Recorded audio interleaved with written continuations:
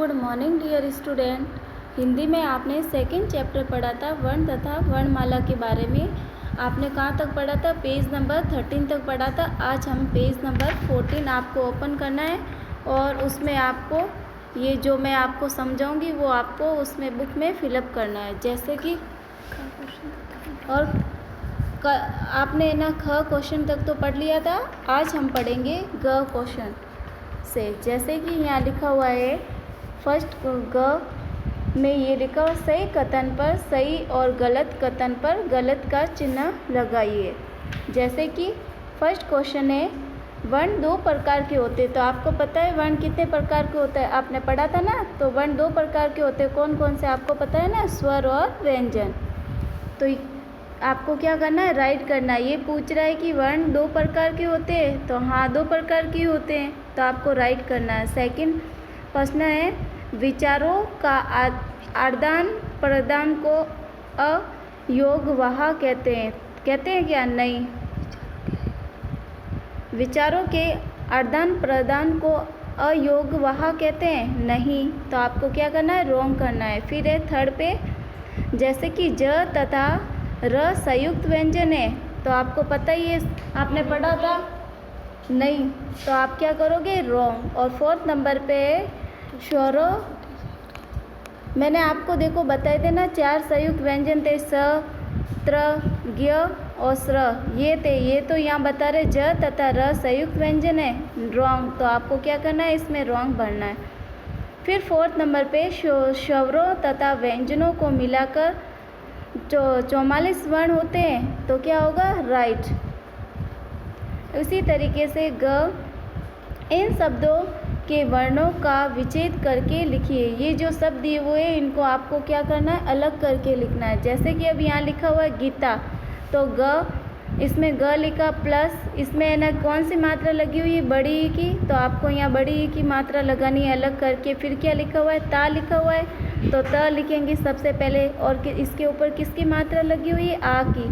तो क्या बना? आ। तो गीता। ये इसी तरीके से इन शब्दों को हम अलग करेंगे। फिर है नेक्स्ट पाठशाला। अब इन वर्णों को आपको क्या करना है? अलग करना है। जैसे कि ये प लिखा। अब जैसे कि ये पा लिखा हुआ है तो प के ऊपर किसकी मात्रा थी? आ की। तो पहले सबसे पहले तो हम प को अलग करेंगे। फिर प्लस आ की मात्रा लगी हुई है तो वो हम लगाएंगे। फिर प्लस फिर है ठ। तो ठ ये ना पूरा ठ कब बनेगा? जब आधा ठ इसके नीचे देखो हलंत लगा हुआ है ठ प्लस अ। तो ये पूरा ठ बनेगा। फिर प्लस ये सा है ना। तो सा में ये आधा ये स प्लस इसके ऊपर किसकी मात्रा लगी हुई है? आ की। तो स प्लस आ प्लस ये अब देखो ये ल और आ है ना ला। तो इसमें अब किसकी पहले तो आपको ल लिखना है हलंत लगाना नीचे फिर प्लस फिर आ। तो ये है ना ला बन जाएगा। तो इसी तरीके से ये जो अलग वर्ण किए तो ये इसको हम क्या कहते हैं? मिलाएंगे तब ये नया शब्द बन जाएगा पाठशाला।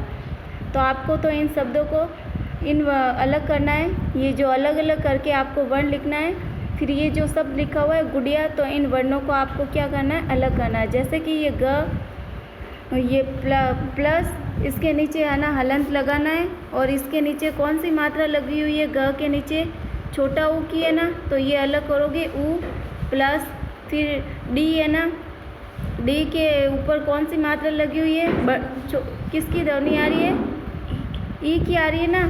तो इसमें क्या करोगे? पहले तो ड लिखोगे इसके नीचे हलंत लगाओगे फिर प्लस और छोटी ई की ये मात्रा है तो छोटी ई लिखोगे। ई की ध्वनि आ रही है ना गुड्डी।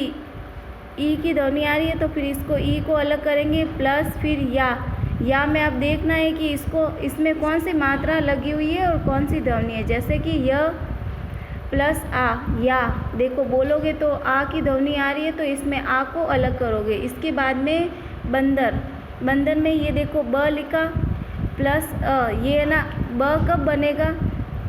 जब ये तो ब प्लस अह अंग की मात्रा ना ब प्लस अंग प्लस द प्लस अ। जैसे कि ये द कब बनता है?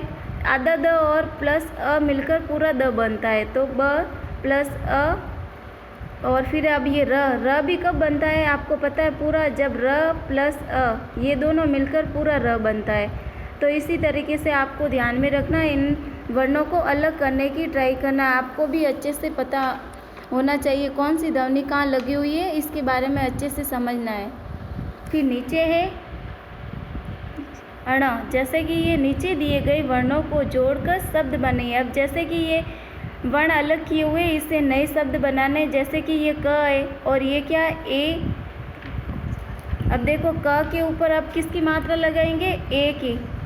और ल है प्लस आ, अब ल के ऊपर आ की मात्रा लगेगी तो नया शब्द क्या बना, केला। इसी तरीके से म प्लस ए प्लस ल प्लस आ, अब देखो म के ऊपर ए की मात्रा लगी तो क्या बना, में। और ल के ऊपर आ की मात्रा लगी तो क्या बना, ला। तो ये नया शब्द क्या बना, मेला। इसी तरीके से स प्लस ए प्लस ब प्लस अ, अब जैसे कि स के ऊपर ए की मात्रा लगी तो क्या बना, से। और ब के ऊपर ये आधा ब है, तो जब इस ना अ को जोड़ेंगे तो ये पूरा ब बनेगा, से ब। इसी तरीके से ब, ये आधा ब प्लस अ, ये ना दोनों मिलकर पूरा ब बनेगा। फिर ये च, ये आधा च है प्लस च प्लस आ, तो जैसे कि ये क्या बना, ये आधा च है और च और आ मिलके पूरा चा बना। इसी तरीके से इसका नया शब्द बना, बच्चा।